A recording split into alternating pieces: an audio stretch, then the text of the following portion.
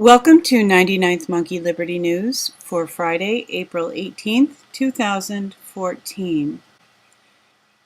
I heard about this yesterday, supposedly that there was a demand in Ukraine for Jewish people to register. That is a false flag. From InfoWars, false flag, registry, fake, says Ukraine Jewish Advocacy Group. The CIA, in collusion with the State Department, is no longer able to pull off credible false flag operations. The Daily Dot said, no, Jews do not need to register in the Ukraine.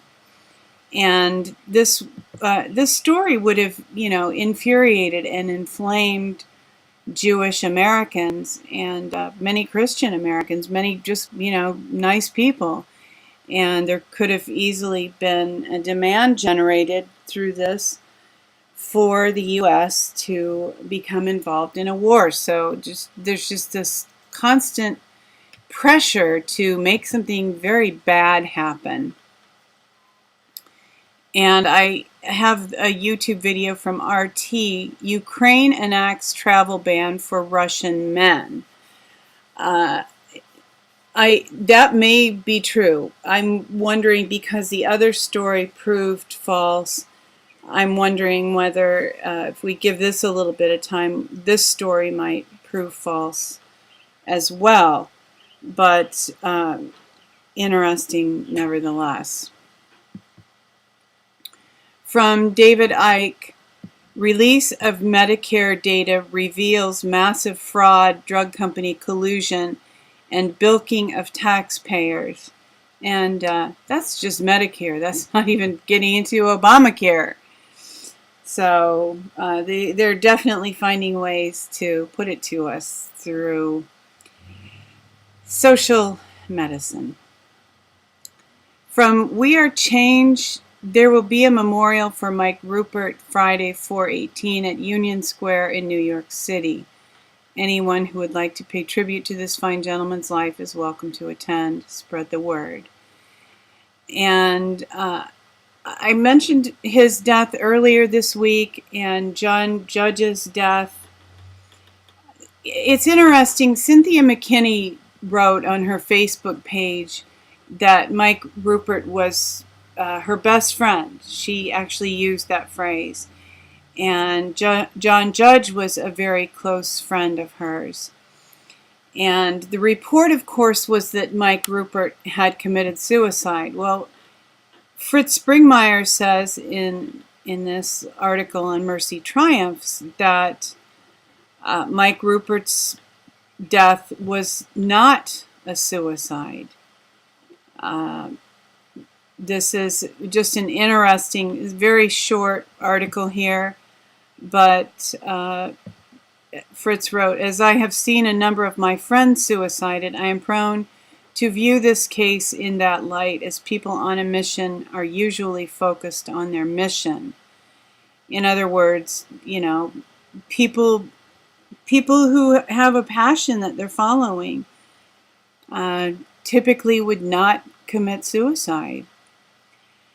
So it does seem to me, just even before I read this from Fritz, I was kind of thinking that because the loss of both of these men would have such an impact on Cynthia McKinney, that it's likely, I think, that something was done to both of them to bring an end to their lives intentionally.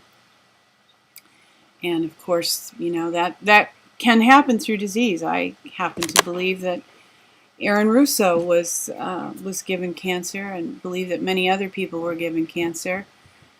And the nasty little example of people being killed by disease was in fiction last night in the series Scandal. The president's son was killed with a biological agent. And I think they're trying to let us know. And hopefully more and more and more people will become aware that these kinds of things do go on. From RT, anonymity-based web service Tor may have to pull back capacity due to Heartbleed bug.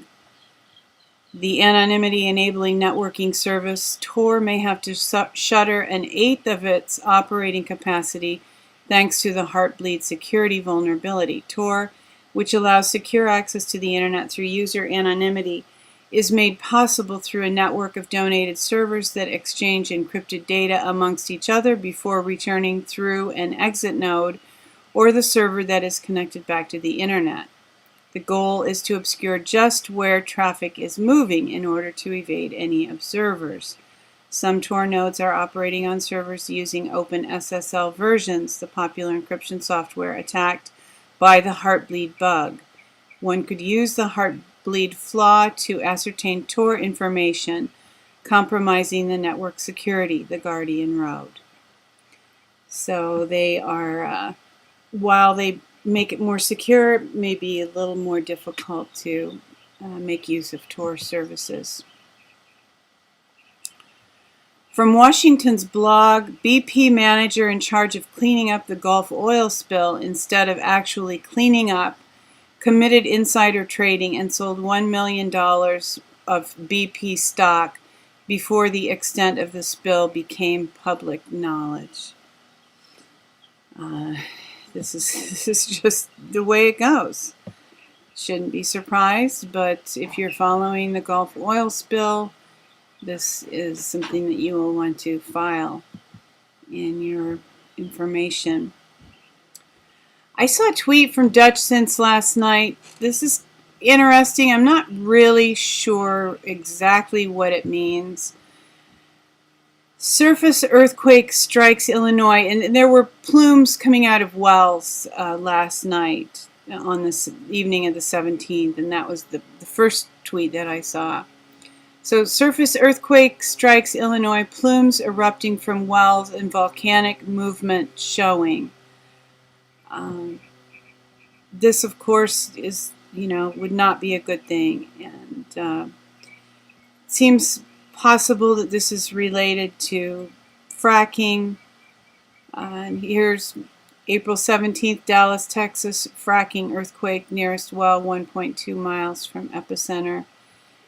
And these issues just seem to be springing up more and more frequently. We're hearing more about the Yellowstone caldera and the North American plate that Dutch Sense writes about a lot, talks about a lot. So pray that the earth will be still and have peace, and get some earthquake supplies just in case. From Blacklisted News, Illinois cops seize computers and cell phones in search for Twitter account mocking the mayor. Police in Peoria, Illinois seize computers and cell phones while attempting to find the person responsible for a satirical Twitter account mocking the town's mayor. So, I don't even need to say anything about that, do I? I have another article about heavy-handed local authorities. From RT, civilians say they can't continue to pretend they have power over Albuquerque police. Half of the commission that conducts oversight of the Albuquerque, New Mexico Police Department has resigned in protest following a scathing report from the United States Department of Justice. And they just don't feel that they are able to control the Albuquerque police, and this is lawlessness. Harry Reid wants to talk about lawlessness. This is lawlessness in many instances in this country. It is the lawbreakers and law enforcers who are breaking the law. There's an old Bob Dylan lyric that lawbreakers making the rules. And that's really accurate. I guess I don't even need to say more about that. It is Easter weekend. Some people call it Holy Weekend. Some people call it the week that's just transpired, Holy Week. And I think it's wonderful to celebrate the resurrection. And through most of my life, I have celebrated, observed Easter, and not been too offended by eggs and all the fertility rites that go along with Easter. But more and more, it seems reasonable to me to celebrate Passover instead of Easter. And I just have a little history here, the pagan origin of Easter. This might seem extremist to you, but this is what's behind the story of Easter. And if you're familiar with Egyptian mythology, you will recognize the similarities between this story and some of the stories about the Egyptian entities that were considered gods. And do I know if they were real entities? Well, I'm pretty sure there was some demonic activity there. I don't know specifically what these beings were or are that are referred to as gods that are not the one true holy God. Beyond my pay grade at this point. But I just used Bible Gateway to get some information about Passover. And one remarkable thing that I recently heard Ian Clayton say about Jesus is that he was in line to actually be the high priest, that Caiaphas had paid to obtain the position, and that by lineage it fell to John the Baptist, because John the Baptist's father was actually ministering in the temple when an angel came and told him that his wife was going to have a child. So John the Baptist was in line to be the high priest, and because John the Baptist had died, Jesus was John the Baptist's cousin, and Jesus was in line to be the high priest. And of course, he is eternally our high priest that carried his own blood into the Holy of Holies and made atonement for us. Speaking of Ian Clayton, I happened to listen to this yesterday, and he's just a remarkable Christian prophet, and I so enjoy hearing him. He's one of the only Christian preachers that I actually enjoy these days, because it just seems like he has a better grasp, and he understands the history of how the church has been manipulated and misled. And in this particular podcast, Courts Part 1, Ian Clayton, this is on the Company of Burning Hearts website, he talks a little bit about Constantine and how Constantine came in and manipulated the church and used the church for his own purposes. And if you're curious but don't want to listen to the entire podcast, that comes in beginning at around the 27-minute mark. So you have to listen carefully because he has a New Zealand accent, but that makes it fun as well. And in closing today, obviously my Flash plugin crashed, but that's okay because that gives me more system resources to use for other things. Jesus Christ Superstar 1970 full CD.